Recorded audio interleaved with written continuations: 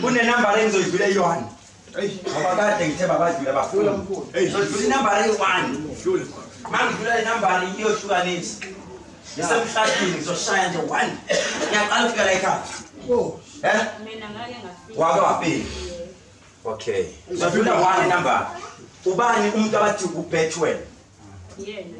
Uyavuma umoya.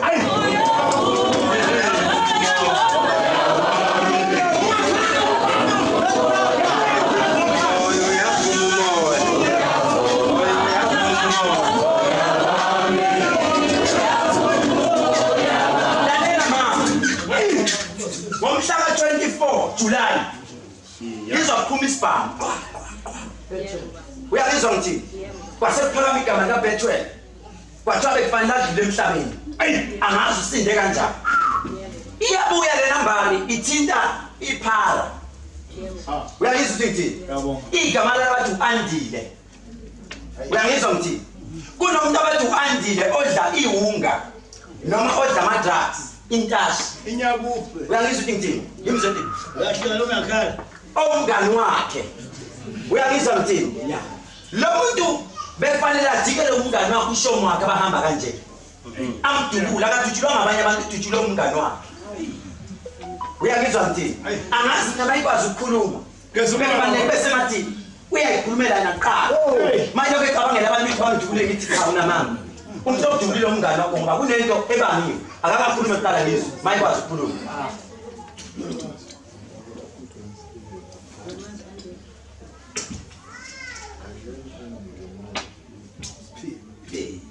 Izwayimita yazo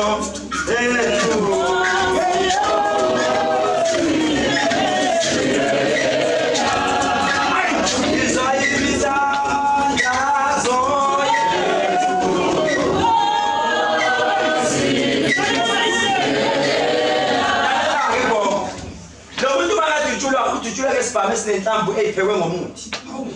Ziyamdla manje emzimbeni wakhe. Lo muntu ebusuka kalali uyayigoqa ayigoqe uyangizwa ukuthi ngithini. Lento yamdla idla spinal cord inopoison okhona. Njengento ngathi kade kuthiwa kade sasimfuna. Wayikhipha. Lo muntu omdubulile umuntu wayethengwe ngemali. Ukuthi kwakufanele amqede noma amhlalise onganani kuyi-check. Ngoba kule gama elivukayo lokuthi kunamateka alahleka ukuthi into igama ngizwa kuthiwa uBet uyena wabonakala egqoke lamateki noma amathathi. Wathi umongele bheke kunabantu ababekade bemfuna. Uyangizwa ukuthi ngithini? Angazi khuluma ngizwe. Khuluma Bet.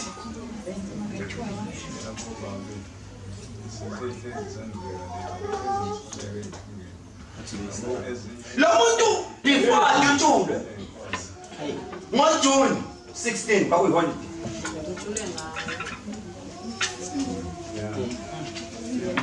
Lalela before adutshulwe uke wafutshwa ngomesi. Kunabantu abake bamhlasela. Wacishe wayilimalela endaweni engathi ibar noma ngathi itavern ngathi club. Ngiyangizwa ngithi uthi moya ngcele kunomuntu ofanele simbize. Ikuphi ka Sibu Lounge? Sibu indawo ukuthiwa ika Sibu Lounge. Sibu. Ubani umuntu amjwayele ajwayele khona noma naye unokuyofika enkolo. Anabangani angahamba azawufika khona kuleyo ndawo. Uyangizwa ngithi uma ngikhuluma ngaleyo ndawo ngibona umuntu oyi-owner lamatekisi. Ohlale epaka imoto yakhe khona ofuna lo muntu namanje basi. Ningamshiye emini nimshiye ngathi uyapha inhlungu. Nimtholeselele phansi igazi igcwele phansi edujulini. Ngabuza ngathi kwenze njani athi umongelo kunento eyenzeka kwenye imoto ye-owner wasolela futhi yena. Lo muntu waloko emlandela njalo siyoke sibone ukuthi phela kunecala okwafanele athende manje. Obekhanti li-on uyangizwa ukuthi ngithini? Masingalandi ithupha zakhe siyoyidinga phansi. Kune-criminal record ekhona. Uyangizwa ukuthi ngithini? Njengomuntu engazi ngithi kanti uyowanifike into waboshwa yini waphuma nge-free bail noma uke waboshwa yini angena aphinde aphume ngoba kunento emlandelayo eyibha. Wake waboshwa baba wayezama Wayengazama. Wayibamba. ngoba uthi wayephakamisa umesinde washuthi linamandla davele lamkhona. Lalela uzwile ukuthi eNdiya. Ngithe asibeke le number endala. Ethi India. Njengomuntu abathi makunjalo India lasukuma.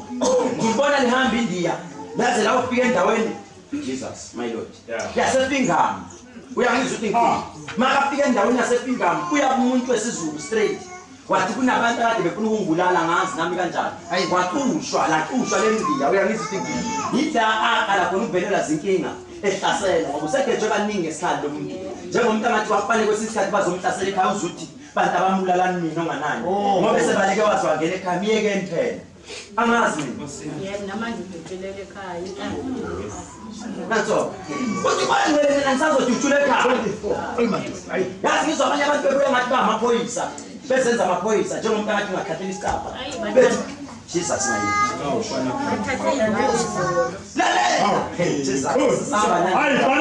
siyamde manje uthi manje kukhona umuntu asazothunjwa kufuneka lo muntu uyangizwa ngithini kuya ngami nanso kuya ngami lo mntwana befanele ashintshe indawo yokuhlala athi noma engakasindi angahlala ekhaya ngoba kade bheke uyafuneka ake sijule ke nembala enkosi yami yazi masifika sitandela ngomoya uthi umoya ngelo kunomuntu adlule emhlabeni wayikhona lo wayifihla le ndawo esuka kalala Yebo. awu amuneqiniso manje gogo sesikude manje hayi sivula amanye ababayi manje kuneyifane manje